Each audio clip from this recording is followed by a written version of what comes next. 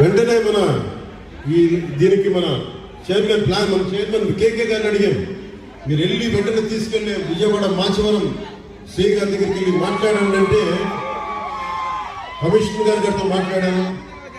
9 నెలలు దొరకని బిడ్డ 9 రోజుల్లో దొరికింది.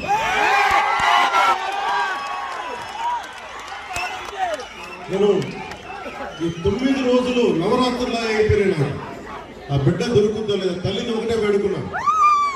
తల్లి ఒక ఇంట్లో పెంచిన ఆడబిడ్డ వెళ్ళిపోయిందో తెలియదు, ఆ బిడ్డ దొరికే వరకు చూడు తల్లి అని చెప్పి ప్రతిరోజు రాత్రి ప్రార్థించాడు.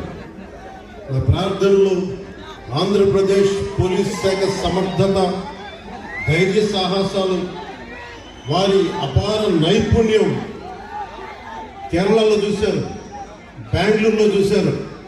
ఎక్కడ భీమవరం, ఎక్కడ విజయవాడ, ఎక్కడ జమ్మూ అండ్ కాశ్మీర్. ఆ బిడ్డ జమ్మూ అండ్ కాశ్మీర్లో దొరికింది.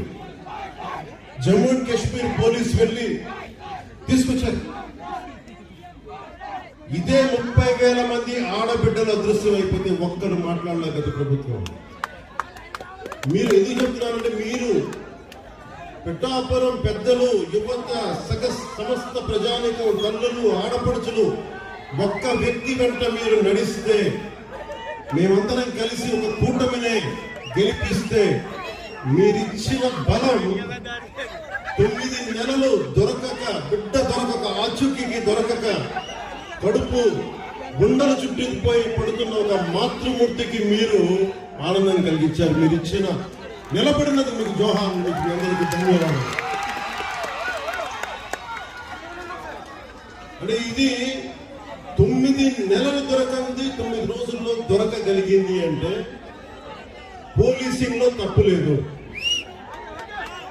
వ్యవస్థలో తప్పులు లేవు, వ్యవస్థని నడిపించే నాయకత్వంలో తప్పులు లేవు. సరైన నాయకత్వం కనుక రాష్ట్రాల్లో ఉంటే ఇలాంటి సమస్యలు చాలా తక్కువలో ఉంటాయి.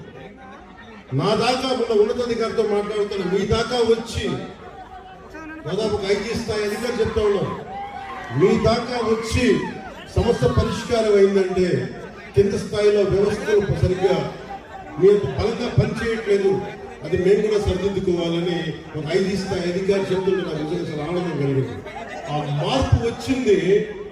ఒక్కొక్క ఎమ్మెల్యేకి నాకు 70,000 అందరూ అనుకున్నారు. పిఠాపురంలోనే పవన్ కళ్యాణ్ నెంబర్ 1 మెజారిటీ వస్తారని అందరూ చెప్తా ఉంటే ఏమో అనుకున్నాను. నేను ఒకటే అనుకున్నాను, గెలిపిస్తే సంతోషం అనుకున్నాను. సో మీరు 70,000 ఓటు పైసలు ఇచ్చారు. నేను అడిగాను, సార్ ఇదే ఎవరు వచ్చారు నా దగ్గరికి, మీదే నెంబర్ 1 మెజారిటీ అవుతుంది అడుగుతా అడిగాను.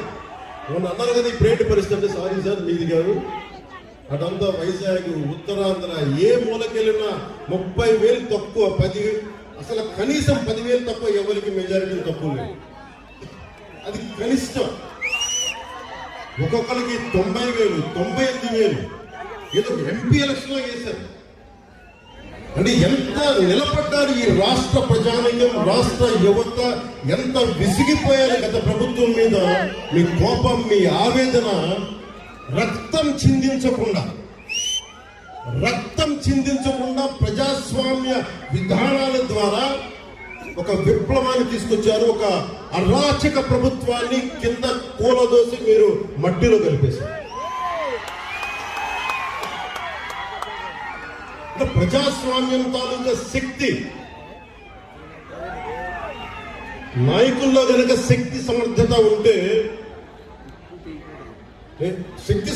ఉంటే అలాంటి 151 స్థానాలు ఉన్న ఒక ప్రభుత్వాన్ని, ఒక అరాచక ప్రభుత్వాన్ని 11 స్థానాలకి కుదించారంటే ప్రజాస్వామ్యం తాలూకు అత్యంత గొప్ప లక్షణాలు.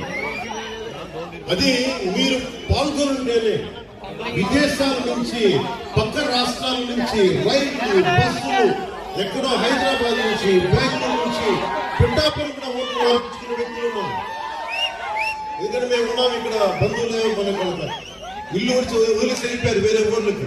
తిరిగి వచ్చి వాళ్ళ స్వస్థలాలకు వచ్చి, పిఠాపురంకి వచ్చి మాకు 5 ఓట్లు అసలు 5 ఓట్లు మేము ఇక్కడ రిజిస్టర్ చేయించుకుంటామని చెప్పి రిజిస్టర్ చేయించుకొని కూటమికి నిలబడ్డారు.